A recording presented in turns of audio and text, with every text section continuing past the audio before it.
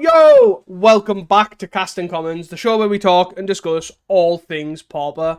I am your host, Teasdale, and this is my co-host, the self-assembler himself, Rhys. Hello. Before we start, please do not forget to hit that like and subscribe button and follow button wherever you are so you do not miss an upload. This also helps the algorithm and gets exposure, and it is a really great way to support us for absolutely nothing. Enough of that chilling out. How have you been and what have you been up to? Yeah, I've been good. I've been very busy, but I have played quite a bit of Pauper. One of the main things I've been doing is playing the preliminary rounds of a new card market series, which is, I think, called the best deck ever, or the best Pauper deck ever, something like that. Which is essentially one deck from every year since 2010, I believe, is the oldest, and the best deck of that year. I ended up on last year with Stompy's Kuldotha list from Brazilian Nationals, which is essentially the Kuldotha list that was legal for 2 weeks before Swift Spear got banned. So it's the Swift Spear and Goblin Tomb Raider list. And yeah, it's been fun to play out. I won't give too many spoilers because we've recorded the games, and I think they're going up on this channel, the Casting Commons they're going channel. on the Casting Commons YouTube channel. But yeah, you get to see some wild decks like Chatterstorm, Cloud Post, Flicker Post, Mono Red Goblins. There's really all sorts in there, up to modern day, which is basically Jeskai Glitters, Kuldotha, are the two most recent ones from this year and last year. So yeah, that's been a lot of fun. Yeah, I guess the only thing to think of, because some people might get weird of the best deck of the year, is Card Market did a year and then they posted 4 decks that they considered the best decks of the year, and then their community got to vote on what that deck is. So some decks that a lot of people did think, oh my god, this was the best deck ever for this year. Some of them haven't been through. I think one of the an Astrolabe deck's missing, I think, from memory. But yeah, it was all voted for. But yeah. each year had a four poll vote basically. Yeah, so it's pretty cool. It's cool to see. I guess I guess we'll do the whole. We're gonna do the whole. I think it's 6 rounds instead of Swiss. I think might be possibly less. 5 or 6. Yeah. Yeah, there's basically so many rounds of Swiss. We'll obviously edit those and put them on the Casting Commons YouTube channel, which when they do become live, we will obviously put them in the description. You can also just subscribe to the Casting Commons YouTube channel and hit that notification bell so you don't miss it when it comes up. Also an option. Yeah. And then outside of that in paper, I guess, I went to our last F&M. I decided to play Mono Red Tron as a bit of a change. Which I've always thought was, since it basically come out a month or so ago. Yeah. I was like, that's quite a sweet deck. So ended up taking that and it went pretty well. I ended up going undefeated against Blue White Glitters, Mono Blue Terra and Elves. The closest match was Glitters. That was a very very squeaky 2-1 win. But yeah, if the deck felt really strong, especially against little creature decks like Elves. It was just not even a game. I'm surprised that was the closest matchup, to be fair, because looking at that, I would have said Terra. Yeah. But I guess obviously in terms of blue Terra, if they have a Delve restart, you've got answers for it, and also if you do get ahead, they don't actually have hard removal to get any of your annoying creatures out of the way. So I guess I could maybe say makes sense. Yeah, I think that was the thing against Terra.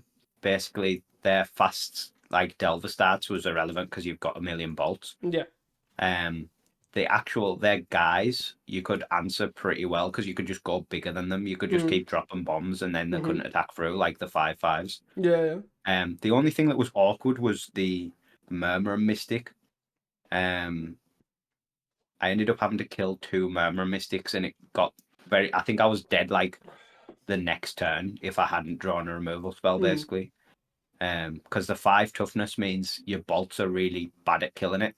And then if you're having to double bolt it and then the second bolt gets countered, it's a really bad time for you. So the Murmuring Mystics were definitely the toughest part. Because obviously the birds can then just chump you guys forever anyway. Mm. But yeah, it wasn't actually too bad. But yeah, the glitters, if you could keep the guys off the board, it was fine. But then if they hit a Mer Enforcer, which is just an awkward number to answer with a bolt, Yeah. and then get a glitters on it, it was tough. Because as soon as the glitters is on it, game one, you've got no answers. Yeah. And then game two, I was against Jenny, and she I think she'd wised up that I'd brought in a load of cast into the fires. So essentially waited till I tapped out and then put a glitters on a Thraben Inspector. And I was like, yeah, I have no answer to this. So I just had to keep chumping it with self-assemblers. Yeah. And ended up just about grinding it out by drawing a board and party into a good cascade and then another guy, I think. But yeah, all very good games. The only one, the elves one felt very unfair. Yeah. For the elves player, but yeah, it was a really fun deck, and I'd definitely recommend it. It's definitely a good one. Yeah, it's very different from like the normal Paupertron experience. Like it's not just like a super long grindy game deck or a super hard combo deck. Yeah. Which is quite refreshing. And then outside of that, I've just about finished building Paper Dredge, which will be the next thing I'm going to play at one of the FNMs. The only thing I'm missing, I think, is 3 Branchwood Prowlers, because I ordered 3 and got sent 3 Blanchwood Armors. Close enough. It's basically the same card. Well, yeah, it's from Urza's as well, so it was very close, but yeah, not quite the right card. What about yourself? Yeah, I haven't played too much Pauper this week. I brewed up like a green-red control deck, which I'm still sort of tweaking. I'm kind of trying to think of... Imagine... The best way to describe it is imagine Gardens, but without Gardens. But you've got the Deadly Dispute kind of draw engine with Demand Answers and Ica Wellspring and all that sort of stuff. But then your threat is similar in the sense that it's Crimson Freak Commodores is like the Thorn sort of shift over. You've got Avenging Hunter still. You run Oliphant instead of Troll. But then you're using Scred and Lightning Bolt and Breath Weapon as like your mass sort of your removal. So that I'm just more trying to see how much I can push Demand Answers in, or like as a non-black kind of draw engine sort of thing. So is the sort of space, or there might be space there for somewhat like a Madness engine, like if you're using Demand Answers and say like Faithless Luton as your draw engine, because there's a lot of good green and red Madness cards. Yeah. Which sort of make your Lutons into like draw 3s, draw 4s, same with your Demand Answers. Might be quite interesting. Yeah, it's interesting, to be fair. I never really thought about adding it as like a Madness engine. I always instantly just went to the artifact side of things. But yeah, that could be interesting to try. Like Fiery Tempers as removal as well. And there's like Tempers, Root Wallers. I think there's like a Worm that's like fairly reasonably statted and like stuff a 4/4 like that. or something for 3 or something like that, I think it is. Yeah, get Scryfall and Madness. Yeah, definitely. But yeah, I'm just sort of tweaking that at the minute. So I'm hoping having something that I should record in the next few weeks. But other than that, I've been following the challenges, obviously, and I was supposed to obviously join the cardmarket best deck ever series. I think I was supposed to play the 8 post, the Temple Fisher Mono Blue Clouder Fairies thing. Yeah. Which looked sweet. It looked very fun to play. But yeah, due to personal reasons, I basically had to pull out, and it's kind of where we're at. But yeah, it's definitely a sweet thing to track, because I get the luxury of still being in the card market Discord and checking out all the results and getting access to the videos and things, and it's pretty sweet. It's a cool series, and it's definitely cool what card market do in general. For those that haven't checked out they did the best modern deck ever, I think, at one point, which is pretty much the same premise, but this time it's Pauper, and it was really cool because I like the idea as well that they had it one time. I think the one video, I can't remember what it was. I think it might have been post, actually. I think it was like mono green post or blue post or whatever it was for modern. And Carl's deck was like, the sideboard was irrelevant because it was in that moment, in that time period, that it was a great sideboard. But against this field of all these modern decks, it basically was irrelevant. Yeah, that's sort of what I've found with the list that I'm playing. I'm like coming against all these old decks. I'm like, none of my sideboard cards do Yeah, anything. yeah, Like they're just not the sideboard cards you were playing that yeah. field. But Yeah, it's definitely a sweet one. Cool series, and I'm looking forward to seeing what actually top eight. And then when they do top eight, they will go on to, I think they'll play it live with Mengu. So that'll be interesting to see as well. Always cool to see. So yeah.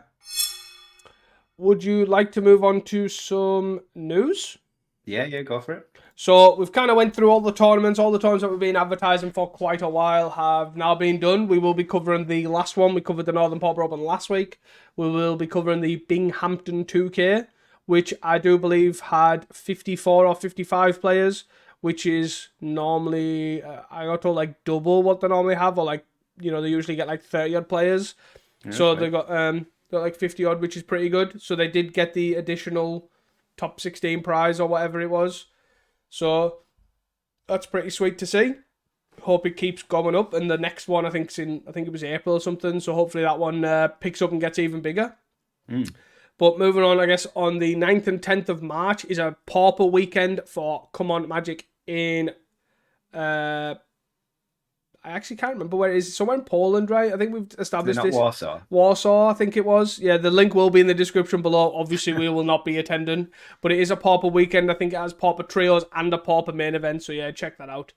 Other than that, there is the odd UK event that is basically throughout, obviously, the UK, different time periods. There's been quite a few recently that we've seen. I do recommend following Pauper Dan, as he does retweet them all anyways.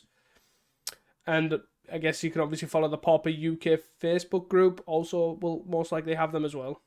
Yeah, I've seen quite a few popping up. To be fair, there was a winner box, and I was like, "Oh, I wonder where that is." And it was down London. I was like, "Oh, I would have gone to that if it wasn't like 7 hours away." Yeah, it's definitely a bit crazy.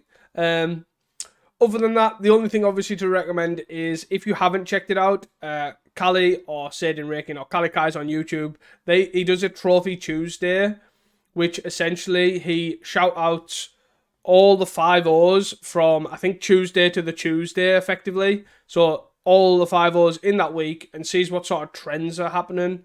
How many mono red, how many glitters, all the spicy brews that's kind of appeared, if we see any more, all that sort of stuff. And yeah, it kind of, I think it's a good thing because it kind of fills in the gap that we do as well. So like effectively, like Kali obviously covers all the trophies, and then essentially we end up covering the challenges, and it's a really cool thing to see how it compares. Is a good thing, which is pretty nice, and I do recommend checking it out because he does go into it in great detail. Anyways, we have a lot of events to cover, and let's dive right into the Saturday, I guess, the 24th. Yeah. So it's the first challenge, obviously, of last week. Pretty interesting one. 63 players total. First place was Corgates. Second place was Corgates. Third was Boros Synth. Fourth was Blue Black Terror. Fifth was Blue Red Scred. Sixth was Kuldotha. Seventh was Blue White Glitters. Eighth was Golgari Gardens. And then the two near misses. Ninth was Bogles. And 10th was Blue Black Fair. So as is basically becoming pretty common at the moment, it's obviously pretty diverse. Only the double Corgate, I think, is the only duplicate in that top 10. But it's very control heavy top 10, I thought. With only essentially Kuldotha, Blue White Glitters, and then the Bogles in 9th standing out as a non sort of control deck. The Boros Synths are more of a mid range deck, I guess. But yeah, a lot of blue, very blue heavy, but very blue control-y. But yeah, very nice to see Bogles in 9th as well. I can't even remember the last time I seen Bogles top 16. Never mind top 10. I think we had one last week in the double Q challenge, but I think that was obviously it's a double Q challenge. Let's be honest, any aggro deck can top 8, and I think after that, I don't think we haven't seen it for months. I don't even think we've even seen it in a challenge like submitted, but never. But yeah, it's definitely nice to see, and I think interesting enough because I think last week's didn't run all that glitters or something like that, and it was like a really old school list. It was like basically like plucked out of like 2012 or something stupid. Yeah. And this list seems more, I don't want to say updated, but obviously it's running contemporary. Yeah, it's running 4 all that glaze. It's running 3 masks. We're back to dual lands with Arctic Tree Line. Again, I don't know why you would run a snow land, but whatever. Yeah, I'm glad to see Bogles, and it's a fun deck to have, and it's a fun deck to have green being represented finally, like properly, as opposed to here's my green splash for Avenging Hunter in Gardens. Yeah. And then my only other main comment really was the attendance. The attendance for these Saturday challenges have been like pretty decent. This is 63 players, so it's only one player essentially off a 64. Being able to fire a 64 challenge, sorry. Yeah. Which sort of makes me think it's maybe been done the wrong way around, because the Sunday challenges always fire. Like, they're not firing. The 64s are firing, and then the smaller challenges are firing. Whereas maybe it should be that the Saturday challenge is a 64 with a backup. So that, like, if you get 63 free players, okay, you play the backup. But if you get 65, you get the better challenge. Yeah. Yeah, that's fair. It would make more sense to me. I'm still under the belief that I don't understand why they can't just have variable pricing. I'm probably assuming it's to do with laws or old program, or I don't know, but yeah, you'd think it would just tick over. Like, if you got to 64 players, it would tick to the next level. Yeah, but and that would stop in our issues that I think we're probably having in these Sunday challenges, but we'll kind of... But yeah, I guess if it was swapped round, obviously the Sunday challenges are firing anyway, so it doesn't really make sense to have the backup. But this, at least, if it doesn't fire the 64, the backup will fire. Yeah. So you maybe have it less often. You'll either have the 64 keep just firing as more people have more incentive to play it because the prizes are better. And there's obviously the players there, like we're getting high 60s most weeks. And then if it doesn't fire, you would have that backup. Yeah, that's fair. I guess my 2 main things I want to, obviously, it is very control heavy. There's a lot of grinders in the Saturday as well, which I have noticed. The only other person as well, which I thought was quite interesting, is the first place is Mavani. You may have known him for the Food Gates deck. Is the big one that he was obviously playing back when. But I know he took a hiatus for his studies, and then I'm assuming he's back now. Obviously managed to play this challenge.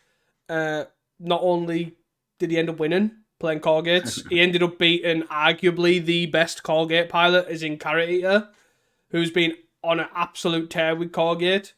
And pretty good going is one big thing. But it does seem very, very control heavy. Obviously, as even when you look at the metagame percentage, because we do have access to all the deck lists, that it definitely wasn't. There wasn't, like, the most popular deck was Kuldotha with 13 pilots, but adding up all the control decks, you get a lot. Like, the ones that I did manage to go through, there was 7 Corgate, 3 for Blue Red Scred, and 2 for Blue Black Terror. I did manage to go through the rest because I was too busy with the Sunday stuff. Yeah. But, like, not even covering Gardens, and you are very, very control heavy, effectively. Yeah, if you're adding in Blue Black Fair and Gardens and stuff like that into that as well. But yeah, 7 Corgate is really high from what we normally see. Like, we normally have like 3 to 4. Decks picking up, and I do think there must be a consensus going around that I think Kuldotha's everywhere in challenges. That's the only thing I can think of, and he definitely seems to follow through with the logic on the Sunday as well, that Kuldotha is the most popular deck, but not by a landslide. Like, it's just part of the game. Like, 13 pilots out of 63 plays is ultimately it's a good favour, but it's not massive, if you know what I mean. Like, I would maybe expect to verse it once, and its conversion rate's not like super high. Like, we're lucky if we see 1 in the top 8 over the past few weeks. We've seen the odd 1 here and there. It's just, I feel like the consensus is wrong, and Corgate is a weird one for me because Corgate seems to have a good Kuldotha matchup, but I feel like it struggles with other decks. Like, I guess it's got a good blue-red Scred matchup, I guess, too. But other than that, like, are you really I going guess in for I that? guess this is maybe where Bogles comes in. Yeah. If you can dodge the Kuldotha with Bogles, I imagine like the Colgate matchup must be really good. Like the Mm. removal just does nothing, Yeah. and as soon as you get trample, you just bash through all the guys. Yeah. It's definitely an interesting one. It's super, like, I think the metagame at the minute is so, it's crazy to me. It's like, it's so diverse and so interesting Mm. because there's so many different viable decks, and it's like this rotary second guess of what you're gonna verse, and obviously you get the pick of the draw. Like, you can probably beat, say there's 8 to 10 decks, you could probably think I'm good. I'm favored against 6 of them. I'm 50-50 against 2 of them, and then there's 2 I'm trying to avoid. Like, you've got this like which look of the draw almost, like which ones you're gonna verse, and it's really interesting because all these decks are just, I don't know, overall they're pretty interesting to play. Mm. I'm pretty impressed with how the metagames turned out, especially how I feel like the Saturday gives me like how I expect the metagame to look. I don't know. I always feel like I'm happier talking about the Saturdays than the Sundays. Maybe that's just me. Maybe that's because you've seen this Sunday. Yeah, that's true. That's probably why. Um, Yeah. yeah. So I guess moving on to the Sunday Yeah. challenge, the 64 Sunday challenge. 70 players. So yeah, no, not in danger of not firing. First place was Gardens. Second place was Blue White Glitters. Third place was Kuldotha, but it was quite an interesting version that we'll touch on. Fourth place was a second copy of Blue White Glitters. And then fifth through seventh was 3 Blue White Familiars, which I definitely wouldn't have put money on.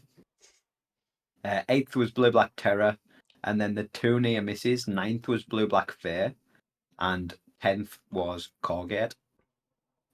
Interestingly, I've just noticed that Bako missed on the I top was 8 on the Saturday and the I was just Sunday. about to say this as It well. was 10th on the Saturday and 9th on the Sunday. Like, literally tears up 5 weeks or something on the belt in like 8 weeks ago or whatever it was, and now he's just Yeah, missing out on breakers. Bad yeah, times. just some double bad breakers. But yeah, another pretty interesting top Mm. 8. The FAMS little cluster is it's very odd. But yeah, obviously still Blue White Glitter, still Kuldotha, still Gardens there, and still Blue Black Terror. But just yeah, all the Colgates just turned into FAMs.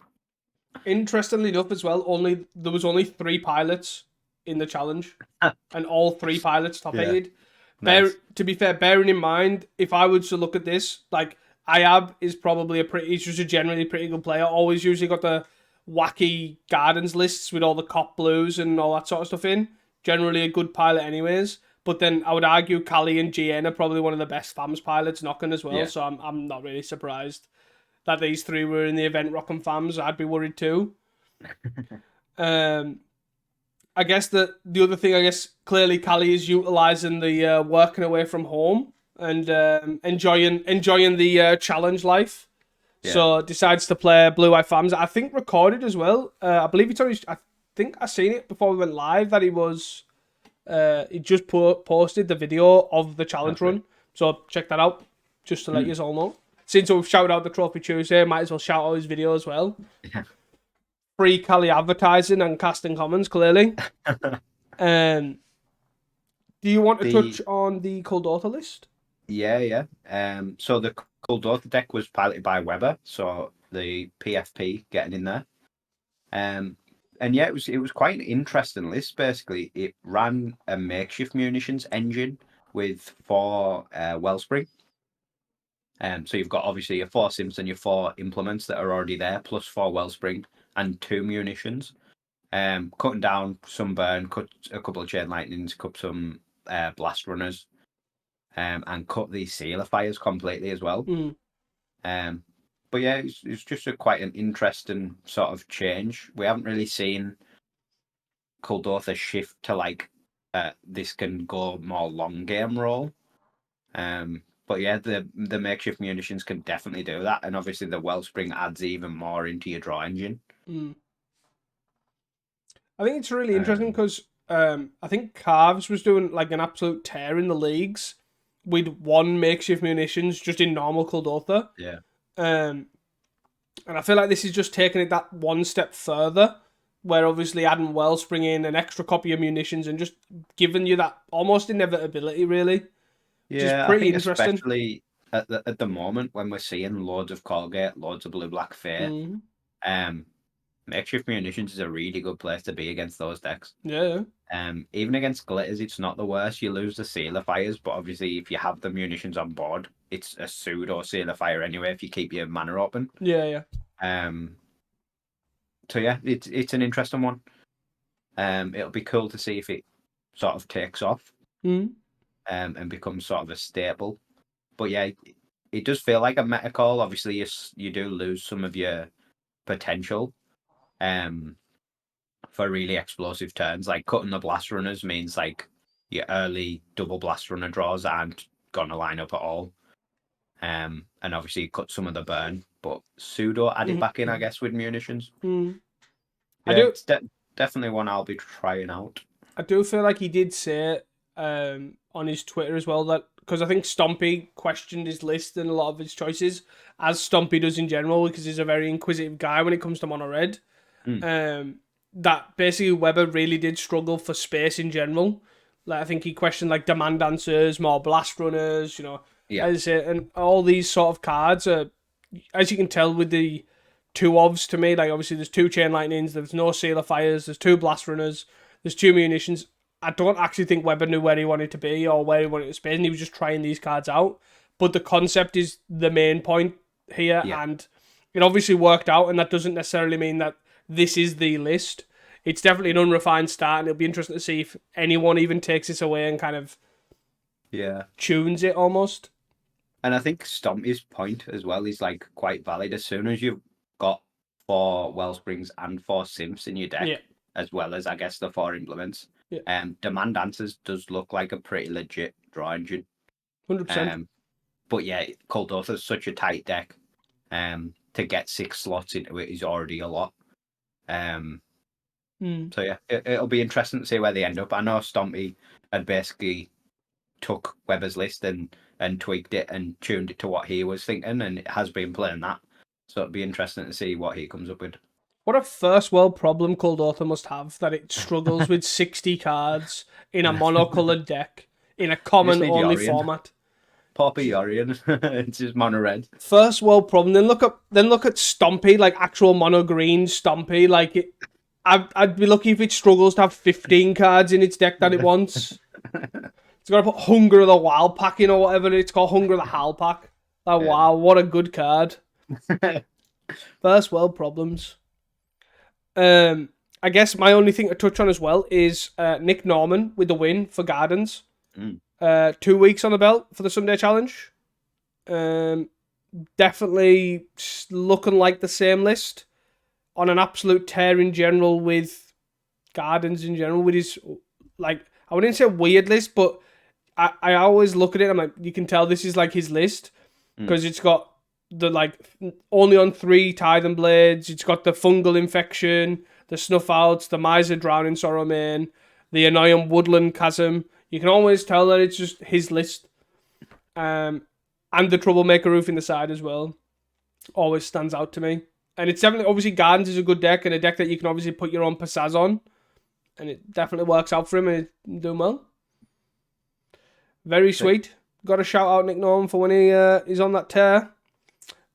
And I think that's kind of it, really. I don't really want to go through the FAMs list, I don't think. Yeah, they were all sort of fairly stock FAMs list. There wasn't anything that blew me away. I guess one thing from one of the blue-white glitters, they were actually running 8 inspectors. So 4 Thraben, 4... Novice Inspector. Whatever the new guy is, Novice Inspector. Cutting the ninja / ardent recruit slot. So yeah, that was quite interesting. Obviously, it sort of functions as a ninja. The ninja generally draws 1 card, so and the Thraben Inspector draws 1 card. So I thought that was quite interesting. See if that sort of becomes more stock or not. Actually, looking at this, it looks like it's cut. Yeah, because it's a Paolo list. It looks on the info. Oh no, sorry, it's there cut. is still ninjas. Yeah, Yeah, it's cut. It's cut Frogmite. yeah. Well, that out of all the cards that don't get me wrong, I did not stare at this intently. Like cutting Frogmite is wild. It clearly works out, but yeah, fair. I guess you've got the 12 humans at that point then, but you are a lot slower. Yeah. Interesting. Be interesting to see if this takes off, for sure. Hmm. Interesting indeed. Yeah. Sunday 32, because we're already on Sunday. Yes. Yeah, so the Sunday 32 challenge, the backup challenge that fires anywhere, was 44 players, so a lot lower, but we sort of come to expect that. First place was Blue Black Terror. Second place was Colgates. Third place was Poison Storm. Woohoo! I've seen this and I had to double check that actually happened. Fourth place was Blue Black Terror. Fifth place was Colgates. Sixth was Blue Black Fear. Seventh was Walls Combo. Eighth was Blue Red Terror. And then the two near misses. Ninth was another copy of Blue Red Terror. And 10th was Blue Black Terror. So yeah, a bit lower attendance as we've come to expect from these sort of backup challenges. There's quite a bit of terror towards the top 10. Obviously, there's the 9th and 10th, and then the 8th and 4th and 1st as well. Which is a lot more than we have been seeing lately. Obviously, like a few months ago, 3-4 months ago, Terror was like the deck to beat alongside Kuldotha. But it dropped off pretty hard, and it's sort of been they're lurking as like one-offs that here and there in challenge top 8s, but yeah, it's come back pretty hard in this one. Yeah, I think I really don't understand. I don't even know what I'm trying to say, but I really don't understand why it's come back. And the only thing I can think of is obviously Mono Blue Terror was like the deck for a long period. Like Blue Black kind of fell off, and then it was, I'd say it was Mono Blue Terror. The only thing I can think of is aggro matchups, like Unexpected Fangs and Snuff Out just carrying, especially against like the likes of Glitters or obviously Fangs for like Kuldotha and things like that. Yeah. It's definitely an interesting one. Blue Red Terror seems to be obviously doing quite well. Obviously Spock did well on the Saturday. And then again there was one on the Sunday, the 32, which came 8th. Yeah, it's definitely picked up a lot more to be in contention with the other two. Obviously it was a thing as soon as Terror was printed, but was always like the third one, like that no one really played. Yeah. But yeah, along with Terror sort of picking back up again. Blue Red Terror has also picked back up. Yeah, I think it's pretty good. I think it's the only thing I can think of in my eyes is it's probably out of the 3 like Terror decks, it's the better Mystic deck as opposed to like a Terror deck. Yeah. And I think that's kind of where it leans its way. Obviously, it doesn't run any like Mental Notes or Thought Scours. It's just like the Blue Red control deck with Terror. But it'd be interesting to see if this carries on with how popular Corgate seems to be, because obviously having a lot of burn-based removal does seem to struggle against Corgate, it seems. But it is definitely a sweet deck. I really do enjoy playing this deck. And yeah, if I was to be happy to verse any, like even just more interested, this Terror deck grabs my attention more than most. Yeah. Just because it's just so fun to play. And yeah, it's definitely a sweet one. Crimson Fleet Commodore, rocking it. Yeah, it's being the Monarch's always sweet. I guess my last comment on this is a big shout out to Michael Bonde, who double queued the 2 Sunday challenges and come 10th in the 64 and 5th in this one with Colgate. Yeah, double Colgate, double Q. Yeah, so yeah, double Q and Colgate is definitely a task, and to top 10 both challenges is pretty impressive. I guess touching on that, clearly Bako finally got his break after coming 10th, 9th, and then got the 6th. So double queued on the Sunday, got 10th, 9th and 6th was that, and then came 10th on the Saturday. So it's a pretty good weekend yet again for Bako. I suppose he's in the same position, double Q and blue black fair as well, Yeah. and top 10 in them both. Yeah, again, very impressive. What was my other the other thought I guess to touch on is looking at the Poison Storm as well. It's not very stock, which is quite an interesting thing. There's no chalices. So they went for Lotus Petal and Pentam Prism as like their artifacts. It's almost like a turbo fog is the best way I can describe it, having 4 weather and 3 moments piece, along with and effectively just splashing the black for the Infectious Inquiry really, and the 4 now spell bombs in the sideboard. So it's a pretty interesting take on Poison Storm. So it's pretty cool. I don't know if it'll be the mainstay moving forward, but 16 lands and 4 Lotus Petals with 2 Lorien Revealed might be the way forward. Yeah. Nice to see Poison Storm, to be fair. It's just a different take on a combo deck that we don't see very often. And I guess am I okay to touch on these numbers, I guess? Go for it. So I find this really interesting. So I went through both Sunday challenges, and I kind of went for my main point was to look at I think I touched on it last week. I was going to look at the double Q numbers. So effectively, out of the 44 players, 28 of them were double queuing. So that's about 64% of the 32 were double queuing, which obviously is quite a lot. 24 out of the 28 were playing the same deck, as in both events. So there was 8 Kuldotha, which is 33% of their kind of out of that sort of double Q pile. 3 of them were playing Blue-Black Terror. 2 of them were playing Boros Glitters. 1 of them was playing Blue-White Glitters. 2 of them were playing Jeskai Ephemerate. 1 was playing Gardens. 1 was playing Mono Blue Terror. And 1 was playing Walls. So the thing that I find interesting is either the time difference of the 2 challenges must not be that big of an issue that all these people can play these decks. Like there's a lot of people playing the same decks, as you can see here, as obviously Blue Black Terror, Jeskai Ephemerate, Gardens, all that sort of stuff are all very, very like time constrained decks. Yeah.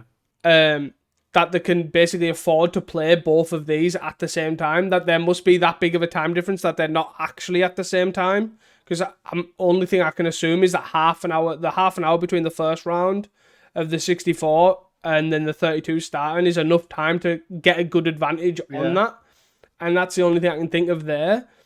I guess to be fair, a lot of these decks can finish quite quickly. It's only really the 2 Jeskai FM and the Gardens that are grindy. Like the other stuff, like there's 3, 4 Terror decks, which obviously you can just jam a Terror, the Kuldotha, and then 3 Glitters decks, and then the combo walls. If you combo an out, you'll kill them pretty fast. Yeah. And then the other thing that I found really interesting was there was 4 pilots left playing different decks in each challenge. 2 of those, which was Doppel P and Carrot Eater, decided to play their aggro deck of choice. So Doppel P played Gardens and Blue-White Glitters, but they played the Glitters in the 64, and Carrot Eater played Kuldotha in the 64, and then played Gardens and Colgate respectively in the 32, which to me is a really interesting one because, well, to me, considering Carrot Eater is probably one of the best Colgate pilots knocking, that they must have expected to play more aggro decks in the 32, that they thought Colgate was the choice. So, like, obviously, this guy's an insane pilot, obviously done really well. We've covered him a lot in the challenges. Decides to play Colgate in the 32 and not the 64, where the better prizes are. My only logic to assuming is that they are under the anticipation that there is going to be a lot more aggro decks. Which, when we dive into the numbers, it isn't actually that much more. It's roughly, in terms of a meta percentage, it's roughly the same as Saturday. Yeah. I think that's the most interesting thing, is that there isn't really a skew to it. No. Which is quite... And I think the thing is, I think it's more a perception that there is. So, that might lean to... Which then touches onto my next point. Out of the non-double queuers in the 32, there was, I think, 16. Is that 4, 7... 4, 7, 10, 30, 16. Yeah. Out of the 16 decks, only 3 of them were playing Kuldotha. And then there was 4 Corgate, 3 Gardens, 3 Blue-Black Terror, a Blue-Red Scred, a Poison Storm, and a Bogles. Those were the people that weren't double queuing and just played the 32. To me, I see 10 decks, as in 4 Corgate, 3 Gardens, and 3 Blue-Black Terror. I guess to an extent, maybe Blue-Red Scred. I'm unsure on how that Kuldotha matchup plays out, or the aggro matchup plays out. But to me, that's 10 to 11 decks that are favoured in the red matchup or the aggro matchup. That they've basically went, I think I'm going to get more likely to get a better finish if I just play this challenge. Because they're perceived to be more Kuldotha or more aggro decks. So, I'll try. It is very time consuming, I'm not going to lie. It spent me most of the morning to trying to figure this out. But I think looking at this initial snapshot of one weekend, it looks like it's perceived to be very aggro skewed, but it's actually not. And I don't know if that's due to the time difference or the perception that there's going to be a lot of aggro. So watch this space. Check out next week's podcast to see if it is. I don't know. This, to me, I find this really interesting, and I don't know why, but I think it's wild. Yeah. I don't, but the main thing I have is I don't think any of this would be an issue if we just didn't have 2 challenges. But I don't understand why someone who'd be considered to be one of the best Corgate pilots would submit Corgate in one but not the other. And interestingly enough, he's never double queued before. So the last 3 Sundays where there was events, he hasn't submitted two things but decided to do it today. Oh, Sunday. Interesting. Anyways, that is enough rambling of my data collection with my nerdy glasses and my lab coat on. Anyways, would you like to move on to the final 2 events, which is the Binghamton 2K, I guess? Yeah, we'll just quickly scan over these, I guess.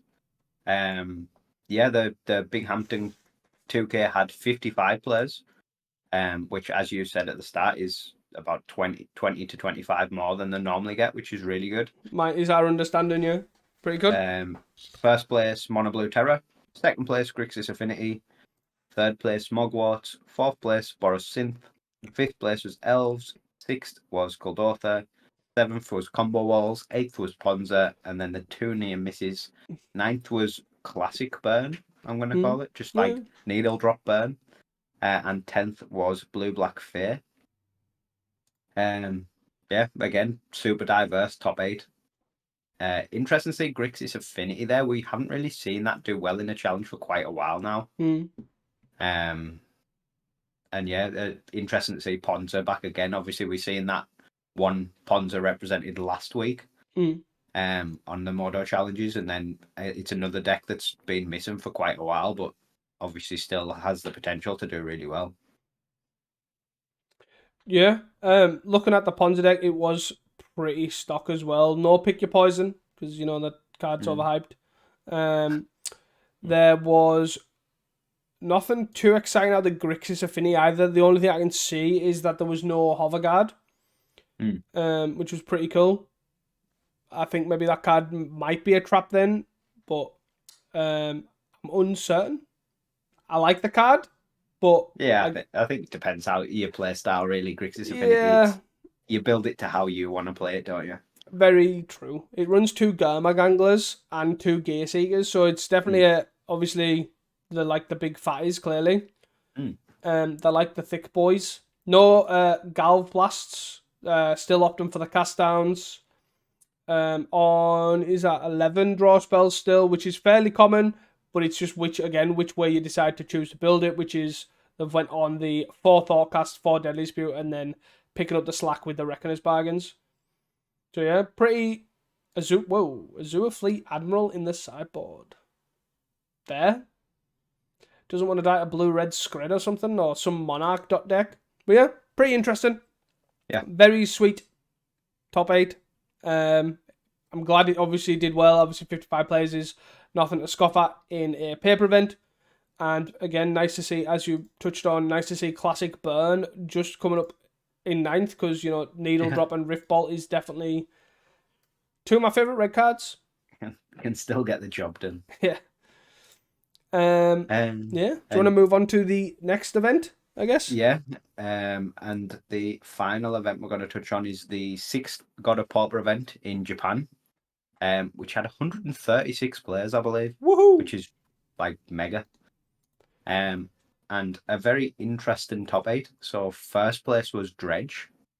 Second place was Jeskai Ephemerate. Third place was Blue Red Scred. Fourth place was Walls. I don't know if that was that combo. Yeah, combo Walls. Mm-hmm. Fifth place was Kuldotha. Sixth place was another copy of Dredge. Seventh place was Heroic. And eighth place was another copy of Jeskai Ephemerate. Where do you want to start? Yeah. My initial thing would be obviously double Dredge is really cool to see. It's a deck that I think a lot of people have been pretty hyped on. Us especially. And seeing it perform in such a big event is really cool. And then Heroic for me is another thing alongside, I guess, the Bogles and the classic Burn. Another weird deck that we haven't seen in quite a long time. It's quite an interesting take on Heroic as well. It's sort of leaning into mono white glitters, I guess I'll call it, with Ornithopters and Ancient Dens alongside the Aula glitters. It's sort of 4 Springleaf Drums away from being mono white glitters. Yeah, it's super interesting that the Ornithopters made it there, especially as you say, without the Springleaf Drum. Super strange that they've went, we need 4 Ornithopters, but then only ran 1 Vault Scourge as well. And it's like, where do your artifact choices come into it? But it's definitely a sweet version of this deck because obviously works out. A Pilot must be an insane Heroic player or drew really well. I have no idea, but mental list, as I would expect from a God of Pauper event, I wouldn't expect anything less to have the wildest of top 8s. And it's got a 1-of Mana Tithe as well, which stands out to me in the main deck. in the main deck, which is definitely a sweet one, just in case you need to get him. Yeah. There was quite a cool sideboard card as well. It played 2 Artifact Ward, which is a super, super old common, I think from Antiquities. And it's basically an enchantment, an aura, that the enchanted creature can't be blocked by artifacts and can't be damaged by artifacts. So a pretty interesting one, I guess, to try and get your little flyers through all the Ornithopters and stuff kicking about from glitters. Yeah. Seem to obviously have some sort of...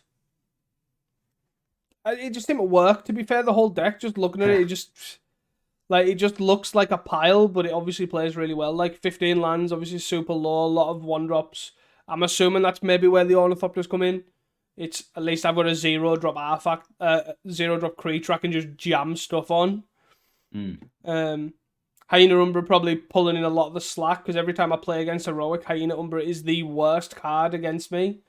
Just protecting against everything. It basically gives it a hexproof for that, that 1 removal spell you'll have because you're dead 2 turns later. I guess touching on the Dredge list as well. So yeah, the first place one. The first place Dredge list. Interesting take on it, to be fair, because a lot of decks have ran, I think they usually run 16 lands, if not 15. And I think the consensus seems to be somehow trying to find room for 4 Exhumes. And this deck is pretty tight. So obviously I'm going to butcher the name, Probozo, I keep saying. I can't pronounce it properly, I'm sorry. Definitely was running 12 lands and just cut 4 lands straight and just ran Exhume. Which is obviously pretty interesting deck because who needs lands when your 2-mana guys get your lands and you've got 8 1-mana cyclers, I guess. Yeah. This list opted for 14 lands, so it seems like it cut 2 lands, but then also cut 2 Maya Tritons. An extra Haunted Maya and an extra Bajuka Bog instead of 2 Maya Tritons, basically. Which is pretty interesting, for sure. And Bajuka Bog's definitely an interesting main deck choice. Obviously, it's really good against decks like Terra and the Mirror. Yeah. but there's no real way to like search for it.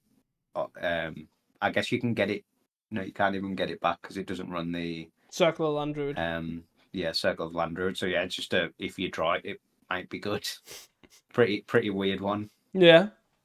And I guess the only other thing that stands out to me is the 2 Morgis Favor in the sideboard, which is effectively like an escapable dead weight is the best way to describe it, because it's like +2/-1 or something in it. Something like that. So just a way to pick off X1s. Yeah. Pretty interesting, for sure. But yeah, it's cool to see Dredge do quite well. Obviously, all the lists at the moment are quite all over the place. Like we're saying, that one is on 14 lands. The 5th place one or 6th place one is on 16 lands. Mm-hmm. And as you mentioned, the Pro Bozo list is on 12 lands. Mm-hmm. All different numbers of number of exhumes.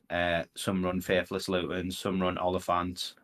So yeah, it's interesting. There's definitely no set list at the moment. Yeah, I even think even the sideboards are all over the place. Definitely. Which seems interesting to me because obviously the cores like almost functionally the same. Yeah. You know, you get a lot of these 2-mana get lands or 2-mana do something with the graveyard. You've got the Stinkweed Imps. You've got usually the 8-mana cyclers at least. And then that's kind of where it differs. Like, obviously, you've got your Dread Returns, your Acorn Harvests, your Naught of the Bones, which is some number, usually the Exhume as well. But then after that, the actual amount of numbers just completely changes. It's just how much can you squeeze into your bin stuff in the graveyard deck. Yeah, I think the more interesting thing from this 6th place one is that one of the cuts to 3 was a Lotleth Giant, which is like one of the main win conditions of the deck. Yeah, that's interesting to be fair, because I've found myself needing the 4th one quite a lot in my experience of playing this deck. So unless I'm absolutely butchering the deck, it seems like an interesting cut for sure. Yeah, and it's a sweet top 8 to be fair. Like I would say all these decks, you know, actually to be fair, I'd probably argue all these decks. Obviously 2 Reanimators, 2 Jeskai Ephemerates.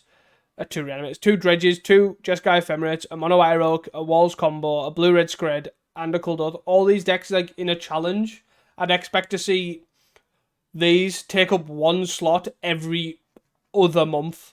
Like, they're not very... Like, Kuldor he's obviously a really popular deck. Its conversion rates at the minute is usually, like, 1 in a top 8. And then after that, you've got Blue-Red Scred, Walls, all that sort of stuff, which occasionally appear in top 8s. And it's usually that Miser slot that it kind of takes up. Where this top 8 is just full of these decks. I think the fact that it is essentially double the size of what we get for 64 challenges as well, with 136 players, it's huge. It's definitely a sweet one, but to be honest, I would not expect anything less from a Gods of Pauper event. They are usually wild and always question my choices every time I think I know what's going on. A Gods of Pauper event comes out and turns my thoughts right upside down, for sure. And it is definitely a sweet top 8 and sweet lists throughout them. Move on to shoutouts? Yeah, go for it. So shoutout, obviously, we have covered a lot of the grinders, to be fair. So shout out to them generally. I'm not going to name anyone in particular, obviously. We've covered them all. So just shout out to those in general. Shout out to all of these people like Double Q. Shout out to the people that missed and then got in. You know, there's a lot of grinders. Shout out to them all. Congratulations on your grinding. It worked. Congratulations to Weber, obviously PFP member, and congrats on the top 4 with an interesting Kuldor list. Always happy to see that he's moved off Blue Black Fair, and that's 2 weekends on the belt, not on Blue Black Fair, and you've done well. That's all I'm saying. Maybe that's the problem. And then finally, congrats to Kali and GN for the FAMS top 8. I guess I might as well shout out IAB as well for the FAMS top 8. But obviously I speak to GN and Kali a lot, and congrats. You know, I know Kali was trying to persuade GN on the lose focuses in the list, because GN hates lose focus, and then he top 8'd and said, actually, wait, I actually think this card's pretty good. So this is why you shouldn't think you are the FAMS master and just accept you learn from Kali, clearly. Come on. Still wax on, wax off, as they say. Would you like to move on to hot takes? Yeah, so our hot takes from last week. My first one, that we will see more challenges that have top 8s with a heavy bias, i.e. slanted towards aggro or combo or control.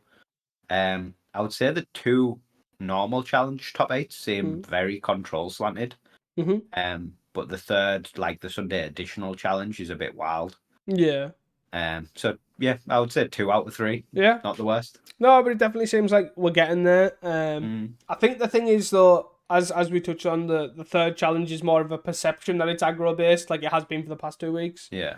And I think that sort of has led to this where these just top 8s are just wild. My next one was that Mogwarts will be played more next week. I guess as we sort of brushed past, Hamuda came first on the one of the Sunday challenges. I think it was the second additional one. challenge. Yeah, the 32 with Blue Black Terror. So they, my understanding was they thought there was too much mono red, so they played Blue Black Terror. So he decided, obviously, if they're not playing Mogwarts, no one else is. Let's be honest. Yeah. Yeah, my second take was sort of a follow-on to yours, that Hamuda will take a day off and no Mogwarts will top 8. Hamuda didn't take a day off, but there was no Mogwarts in the top 8 because they played a different deck. Yeah. I'm disappointed, to be honest. To be fair, I feel like he felt bad because then, like, a couple hours after playing that challenge, he posted that he 5-0'd with Mogwarts, and I was like, this is what I need. I need this. Faith restored. My final hot take from last week was that Flickertron will pick up in popularity. Clearly, everyone's seen all the Flickertron. I'm like, nah, I'm not touching that deck with a barge ball, and just sacked it off. Because I actually don't think there was any. Not that I've seen. There maybe being 1 or 2, but it just was not there. Our hot takes for next week. My first one is that Weber's take on Kuldotha will pick up as a way to battle all these grindier matchups that we're seeing do really well, like the Colgates, like the Blue Black Phase, etc. That we're just seeing top 8 consistently. Yeah, I'm hoping that people do pick this deck up, this Weber deck up, but I'd also like to see them make changes to it in how they think, because I think it was so up in the air. It'd be interesting to see that. My only thing that I'm hoping for is makeshift munitions and Wellspring is the only criteria I'm looking for a Weber build of Kuldotha. Yeah. However, I'm hoping I see demand answers. That's what I want to see next week in those Kuldotha decks, for sure. My next one was Dredge will top 8 next week. Everyone will listen to the gods of Pauper and play Dredge. Yeah, I like that. I can get behind that take. Let's go. My last one is that Blue-White Glitters will return as the most popular Glitters variant. Possibly with the 5 through 8 inspectors as well becoming more common. But yeah, it definitely seems that like Jeskai Glitters is sort of fallen off a bit. I think the explosiveness of the Blue-White is just too attractive in my opinion. So yeah, I expect that next week we'll see a lot more Blue-White and hardly any Jeskai. Do you know my only thought on that? I think it's probably Metallic Rebuke over Galv Blast. I think Metallic Rebuke seems really good right now with all these control decks everywhere. But I hope to see it too, to be fair, even though I hate Moonsega Hacker. But get rid of all these Colgates. But that follows on from my next one, that I do think Colgates will be the most played deck next week, because they've seen it does really well this week. Why will they not carry that on? Unless they get bored of it, because it's probably the most boringest control deck to play. Yeah. It is very strong at the moment. But it is very strong. Prismatic Strands is a strong card, and so is Basilisk Gate. Who would have thought? So is Counterspell. Anything else? No, that's it from me. So thank you guys all for listening. If you have enjoyed this podcast, please do not forget to share it with your friends, your local Pauper community, and your insert some profession here. You guys can think of it, because my mind's gone blank. Mechanic. Tell your mechanic. Anyways, guys, that is all from us at Casting Commons. Until next time, and do not forget to stay hydrated. Peace. See ya.